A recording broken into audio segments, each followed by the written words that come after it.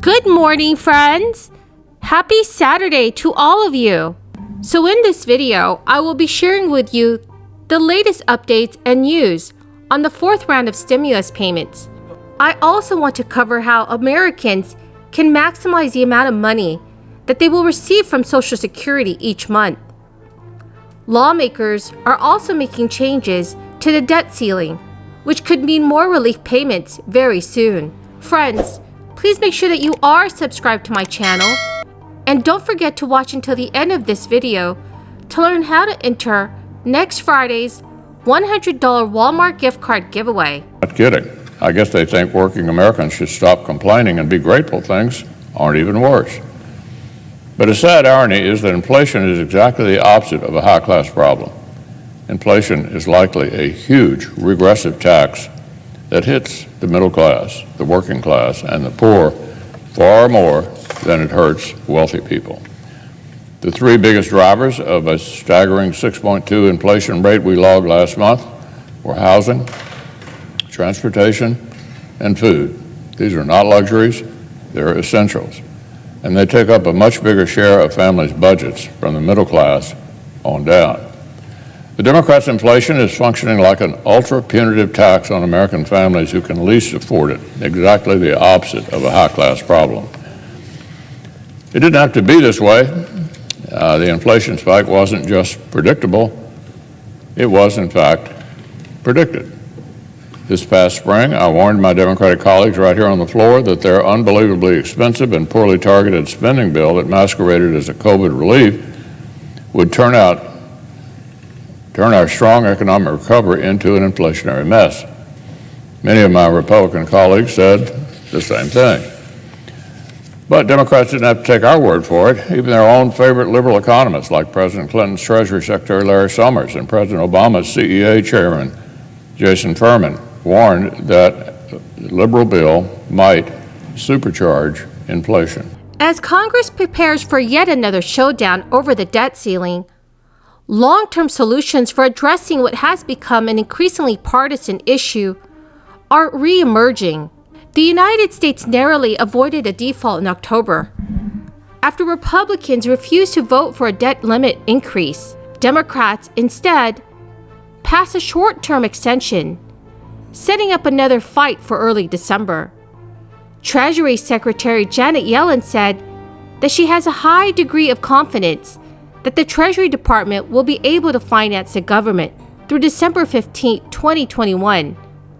But she did warn that there are scenarios in which the Treasury Department would be left with insufficient remaining resources beyond that mid-December deadline.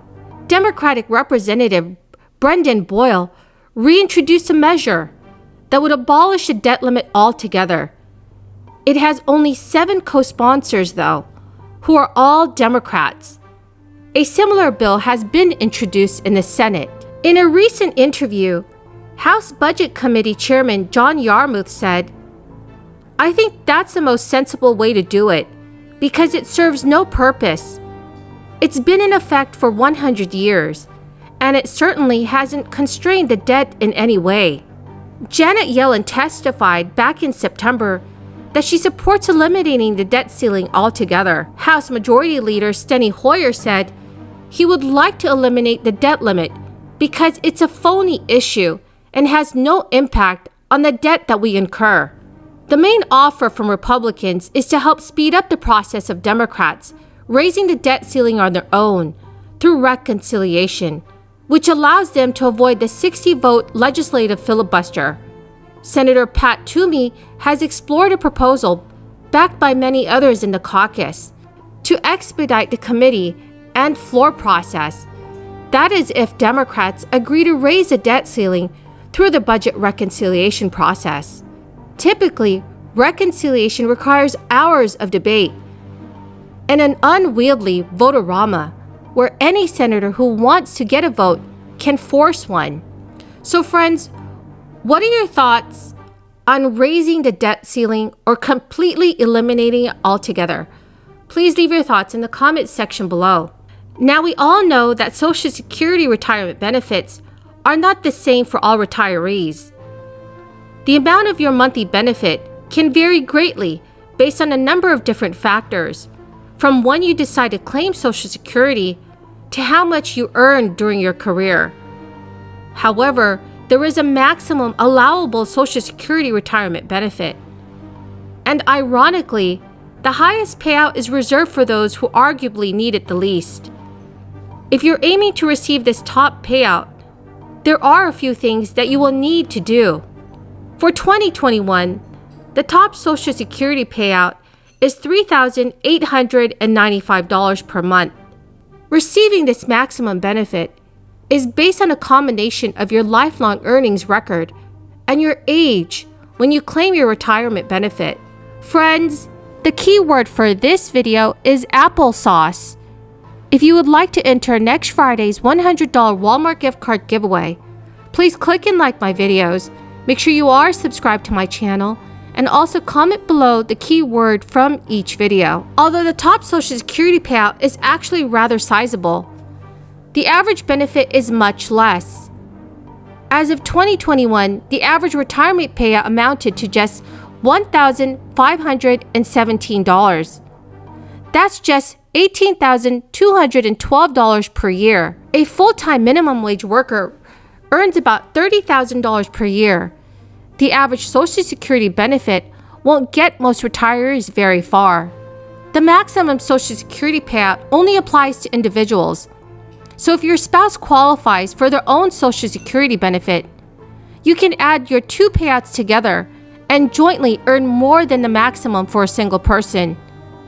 But even non-working spouses qualify for a spousal benefit of up to half of the higher earner spouse's payout if their own benefit is less. Age is a key factor in the size of your Social Security payout. The top payout of $3,895 is only available to those who delay claiming their benefit as late as possible, which is the age of 70.